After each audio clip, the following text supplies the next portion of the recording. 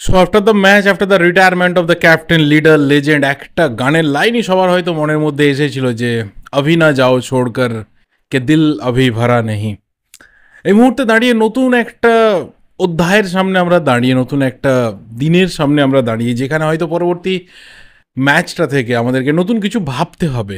Indian football ফ্যান্সদেরকে নতুন কিছু নিয়ে এবার থেকে চলতে হবে, কারণ যে 19 বছরের জার্নিটা সেই 2005-এর পাকিস্তান ম্যাচ থেকে শুরু হয়েছিল, সেটা 2024-এর এই কুয়েত ম্যাচ দিয়ে শেষ হলো। আমরা ক্যাপ্টেন, লিডার, লেজেন্ড সুনীল ছেত্রীর লাস্ট ম্যাচ দেখে ফেললাম এবং ভীষণভাবে একটা আনফর্চুনেট ওয়েতে ম্যাচটা শেষ হলো। হ্যাঁ, হয়তো ম্যাচটা ড্র হয়েছে, হয়তো আমরা কিছুটা লাকি ছিলাম, কিছুটা আনলাকি ছিলাম, সব দিক থেকেই ম্যাচ শেষ হয়েছে। সেই ম্যাচ নিয়ে নিশ্চিতভাবেই কথা বলবো।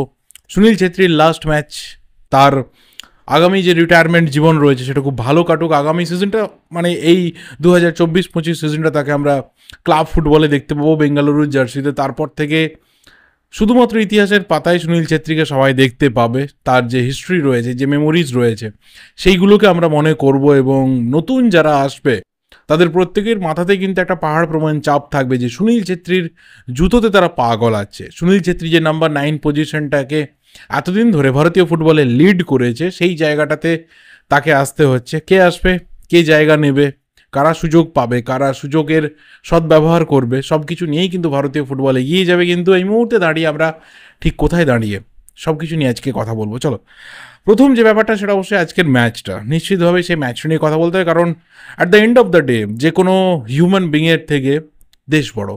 নিশ্চিতভাবেই আজকের ম্যাচটা আমাদের দেশের ফুটবলের জন্য ভীষণভাবে একটা ইম্পর্টেন্ট ম্যাচ ছিল। আমাদের ম্যাচটা জিততে হতো, আমাদের ম্যাচটা থেকে 3 পয়েন্ট তুলতে হতো, যেহেতু আমরা লাস্ট ম্যাচটা আফগানিস্তানের কাছে খুব বাজেভাবে, ভীষণই আনফর্চুনেট ওয়েতে ম্যাচটা আমরা হেরে গেছিলাম। তো আজকের এই ম্যাচটা থেকে আমাদেরকে 3 পয়েন্ট তুলে আনতেই হতো, কুয়েতকে ঘরের মাঠে আমাদের হারাতেই হতো, বাট সেটা হয়নি। আমরা ফাইনালি ম্যাচটা গোললেস ড্র করতে পেরেছি। যেটা বললাম যে কিছুটা আমরা লাকি, কিছুটা আমরা unlucky. Lucky in the sense যে কুয়েত যে ধরনের সুযোগগুলো পেয়েছিল সেই সুযোগগুলো তারা কাজে লাগাতে পারেনি। একটা পেনাল্টি জেনুইন কি না সেটা অন্য ব্যাপার, বাট তার একটা খুব স্ট্রং অ্যাপিল তৈরি হয়েছিল গোটা মাঠ জুড়ে প্লেয়ারদের মধ্যে। সেটা যদি পেনাল্টি দিয়ে দিতে পারতো রেফারি, তাহলে হয়তো খেলার রেজাল্ট অন্য কিছু হতে পারতো। তো সেই দিক থেকে কিছুটা আমরা লাকি, আর অপর দিক থেকে আমরা আনলাকি যে আমরা যে সুযোগগুলো পেয়েছিলাম সেই সুযোগগুলো আমরা কাজে লাগাতে পারিনি।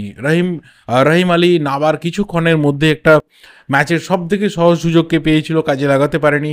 আনোয়ার আলী বেশ কিছু সুযোগ পেয়েছিল, ওপরে উঠে গিয়ে কাজে লাগাতে পারেনি। বেশ কিছু শটস বাইরের দিকে গেছে, বেশ কিছু শটস তাদের গোলকিপার সেভ করেছে। তো কোথাও আমরাও আনলাকি ছিলাম। তো ভীষণভাবে কিন্তু ম্যাচটা দুদিক থেকেই ব্যালেন্স হয়ে গেছে, কিন্তু ম্যাচটা জিততে হতো। কোথাও আমাদের কাছে একটা চাপ থাকলো যে লাস্ট ম্যাচটা কিন্তু কাতারের এগেনস্টে খেলতে হবে। কিন্তু এই ক্ষেত্রে একটা বড় প্লাস পয়েন্ট যে কাতার লাস্ট দুটো ম্যাচের জন্য, মানে আজকে রাত্রে আফগানিস্তান ম্যাচ এবং আমাদের বিরুদ্ধে যে ম্যাচ রয়েছে সেই ম্যাচের জন্য ওরা সিনিয়র টিমের প্রচুর প্লেয়ারকে রেস্ট দিয়েছে। ওরা বেশ কিছু ইয়াং জুনিয়র, আন্ডার 20, 21, 23 এই ধরনের প্লেয়ারকে ওরা টিমে সুযোগ দিয়েছে। তো সেটা কোথাও আমাদের জন্য একটা প্লাস পয়েন্ট হতে পারে, কিন্তু সেই প্লাস পয়েন্ট তো তখনই হবে যখন আমরা অ্যাওয়ে ম্যাচ গিয়ে আমরা ম্যাচটা জিতে ফিরে আসতে পারবো।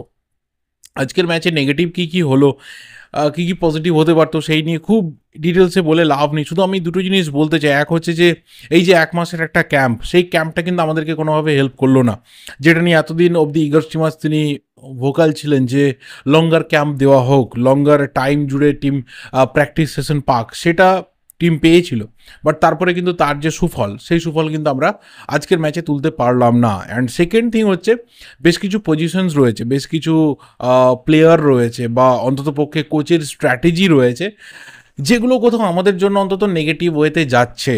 হয়তো আজকের দিনে দাঁড়িয়ে আজকে একটা এমন মুমেন্ট আমরা দাঁড়িয়েছি, আমার সিরিয়াসলি অন্তত মন থেকে কোনো নেগেটিভ কথা বলতে ইচ্ছে করছে না। বাট হ্যাঁ, ইন ফিউচার অবশ্যই আমি বলবো, নিশ্চিতভাবেই বলতে হবে, কারণ আমরা যারা ইন্ডিয়ান ফুটবল ফ্যান্স তাদের দিনের শেষে ভারতীয় ফুটবলের ভালোটাকেই চাইতে হবে। সেই ক্ষেত্রে যদি আমার পছন্দের প্লেয়ার, তোমার পছন্দের প্লেয়ার সেই স্ক্যানারের নিচে চলে আসে, তখন সেই জায়গাগুলোকে কিন্তু বাদ দিতে হবে। কারণ আমি আবারও বলছি যে আমার থেকে আমার দেশ অনেক বড়, একজন প্লেয়ারের থেকে দেশ অনেক বড়, এবং সেই প্লেয়ারের জন্য যদি আমার ফুটবলটা কোথাও একটা খারাপ জায়গাতে থাকে, তখন সেখানে আমাকে ভাবতে হবে যে সেই প্লেয়ারকে নিয়ে আমি কী ধরনের ওপিনিয়ন সামনে নিয়ে আসবো। তো আজকে আমি ডিটেলসে কথা বলতে চাই না, কিন্তু হ্যাঁ, দীর্ঘদিন ধরে এই জিনিসটা দেখা যাচ্ছে যে বেশ কিছু প্লেয়ার কিন্তু তারা ফেভারিটিজম পাচ্ছে, এবং কোচের যে স্ট্র্যাটেজি রয়েছে, তার যে ফরমেশন রয়েছে, তার যে প্লেয়ার সিলেকশন রয়েছে, এবং তার যে চেঞ্জেসগুলো রয়েছে সেইগুলো ঠিকঠাক হচ্ছে না। তার ফলে কিন্তু আমরা কোথাও গিয়ে সাফারটা করছি। সেটা নিয়ে পরে ডিটেলসে কথা বলা যাবে। আরও একজন প্লেয়ারকে নিয়ে কথা বলতে হবে, বা দুজন প্লেয়ারকে নিয়ে কথা বলতে হবে। কালকে রাত্রিরেও যে দুজন প্লেয়ারকে নিয়ে কথা বলেছিলাম, এক হচ্ছে গুরপ্রীত সিং সান্ধু, প্রচুর সেভ করেছে, এতদিন ধরে তাকে নিয়ে প্রচুর সমালোচনা হয়েছে, কিন্তু বড় ম্যাচের প্লেয়ার কেন বারবার করে তাকে বলা হয় এবং কেন বারবার তার উপরে টিম আস্থা রাখে, সেটা আজকে কিন্তু গুরপ্রীত সিং সান্ধু দেখিয়েছে। বেশ কিছু ভাইটাল সেভ করেছে, যে সেভগুলো একটু এদিক ওদিক হলে কিন্তু দুর্ঘটনা ঘটে যেতে পারতো। অ্যান্ড সেকেন্ড প্লেয়ার হচ্ছে আনোয়ার আলী, যেভাবে ডিফেন্সকে লিড করেছে, যেইভাবে বল ক্লিয়ার করেছে, তার কথা আলাদা করে বলতে হয়। এবং যে প্লেয়ারের কথা কালকে বলেছিলাম যে যাকে স্কোয়াডে দেখতে পাবো, এমনকি তাকে আমরা প্লেইং ইলেভেনেও দেখতে পারি, সেটা হচ্ছে এডমুন্ড লালরেন্ডিকা। 5 বছর পর একজন আই লিগ প্লেয়ারের কিন্তু আবারও ন্যাশনাল টিমে আমরা ম্যাচ খেলতে দেখলাম। লাস্ট খেলেছিল সালাম রঞ্জন সিং 2019-এ, যাকে এশিয়ান কাপে স্কোয়াডেও দেখতে পাওয়া গেছিলো, একমাত্র আই লিগের প্লেয়ার। তখন সালাম রঞ্জন ছিল ইস্ট বেঙ্গলে, এবং সেই সালাম রঞ্জনের পর আবারও কিন্তু এডমুন্ড লালরেন্ডিকা, যে ইন্টার কাশির প্লেয়ার, তাকে কিন্তু আবারও ন্যাশনাল টিমের জার্সিতে দেখা গেল। মাঝখানে যখন ইগল স্টিমার্স তিনি এসেছিলেন, তিনি আসার পর থেকে কিন্তু আই লিগ প্লেয়ারদের সিলেকশনই বন্ধ করে দিয়েছিলেন। এই প্রথমবার আমরা আই লিগ প্লেয়ারকে সিলেক্টেড হতে দেখলাম এবং খেলতে দেখলাম। এই প্লেয়ারটা যদি আরও বেশ কিছু গেম মিনিটস পেত, আরও কিছু যদি সময়ও মাঠের মধ্যে পেত, তাহলে হয়তো কিছু ভালো হতে পারতো। কারণ ওর মধ্যে যে ছটফটানিটা লক্ষ্য করা গেল, ওর মধ্যে যে ফুটবল ব্রেনটা লক্ষ্য করা গেল, সেটা আমরা আরও বেশি মিনিটস পেলে কিন্তু ফায়দা তুলতে পারতাম। এবার যদি সেকেন্ড পার্টে ঢুকি, যে সুনীল ছেত্রী, তার লাস্ট ম্যাচ, মানে কি বলবো, ছোটোর থেকে যখন থেকে অন্ততপক্ষে ইন্ডিয়ান ফুটবলের ম্যাচ দেখছি, সেই মুহূর্তে দাঁড়িয়ে যে প্লেয়ার অন্ততপক্ষে আমাদের ছোটোবেলাতে কোথাও একটা বিরাট বড় ফিগার হয়ে দাঁড়িয়ে ছিল, বাইচুং ভুটিয়া, তার চলে যাওয়ার পর বারবার সবাই কথা বলতেন যে বাইচুংয়ের পর কে। বাইচুং যে স্ট্যান্ডার্ডটাকে ফিট করেছিল, যে লেভেলটাকে কোথাও ফিট করেছিল, সেই জায়গাতে কে দায়িত্ব নেবে। কিন্তু তারপরে দেখা গেলো যে সুনীল ছেত্রী কিন্তু আসছে। সুনীল ছেত্রী নিজেকে দিনের পর দিন ভেঙে গড়ে কোথাও একটা উচ্চতায় নিয়েই যাচ্ছে, এবং তার মধ্যে একটা আলাদা রকম ফুটবলের খিদে রয়েছে, যে সেম খিদেটা বাইচুংয়ের মধ্যে ছিল, যে শুধুমাত্র দেশে না, আমি বিদেশেও খেলতে যাব, আমি ন্যাশনাল টিমকে কোথাও ভালোভাবে লিড করব, আমার মধ্যে সেই কোয়ালিটি যা রয়েছে সবটা আমি নিগড়ে দেবো। সেই জিনিসটা ধীরে ধীরে আমরা সুনীল ছেত্রীর মধ্যে দিয়ে দেখতে শুরু করলাম। কিন্তু তারপর যখন সুনীল ছেত্রী একদম মধ্য গগনে রয়েছে, যখন আস্তে আস্তে লেজেন্ডারি তকমাটা পাচ্ছে, অল টাইম বেস্টদের তালিকাতে আসছে, তখন থেকে আরও একটা প্রশ্ন উঠতে শুরু হলো, অন্ততপক্ষে লাস্ট 7-8-9 বছর ধরে, যে who is after Sunil Chhetri. অবশ্যই সুনীল ছেত্রীর পর আমরা জেজেকে দেখেছিলাম, যে অনেকটা দূর অবধি এগিয়েছিল, কিন্তু জেজের ফিটনেসের সমস্যা বা তার চোট আঘাত, কোথাও জেজেকে কিন্তু কেরিয়ারের অনেক আগে, মানে কেরিয়ারের যে পিকটা রয়েছে তার অনেক আগে থামিয়ে দিল। এবং এই যে জেজের থেমে যাওয়াটা লাস্ট 4-5 বছর আগে, তারপর থেকেও কিন্তু প্রশ্নটা আরও জোরালো হলো, কোথাও আমাদেরকে একদম বেসিক যে বাস্তবটা রয়েছে তার মাটিতে এসে দাঁড় করিয়ে দিল, যে এরপর সত্যিই আর কেউ নেই। ভালো প্লেয়ার নিশ্চিতভাবেই রয়েছে, বাট কনসিস্টেন্সি, রেগুলার বেসিসে গোল করা, দায়িত্ব নেওয়া, কোথাও সেই লিডারশিপ পাওয়ারটাকে নেওয়া, কোথাও সামনে থেকে ব্যাটনটাকে নেওয়া, যে আমি আছি, এই যে একটা সামনে থাকা ব্যাপার, সেটা আমরা সুনীল ছেত্রীর পর এই মুহূর্তে দাঁড়িয়ে দীর্ঘদিন ধরে কারোর মধ্যে আর দেখতে পাই না।